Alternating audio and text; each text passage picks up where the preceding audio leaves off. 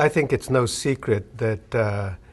most of the world perceives the United States as punching far below its weight in world affairs. And I think that the surmise is that that's because we have a deficit of knowledge about the rest of the world, or at least a deficit of understanding. So at some level, this is designed really as a listening exercise to try and get a sense of how the people who are affected by the events that we're concerned with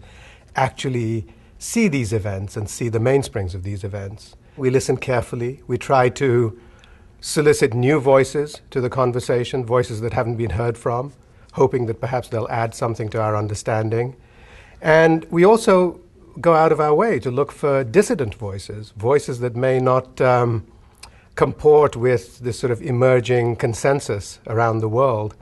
on how politics and economics are supposed to go, because we suspect that those are the voices that actually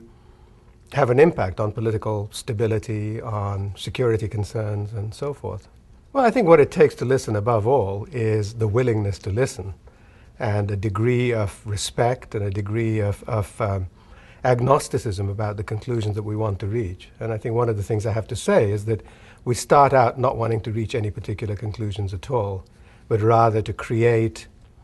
the space, to create a platform where people can come and offer us the benefit of their experience, of their deep and reflective thinking about these issues, but from the perspective of people who, because they're so directly affected by them, really have an urgent need to understand them clearly and to explain them well to the rest of the world. One of the things we've done is to say we're very interested in transnational issues. That is to say issues that affect more than one country at a time, or issues that may affect only one country but which have implications for their neighbors.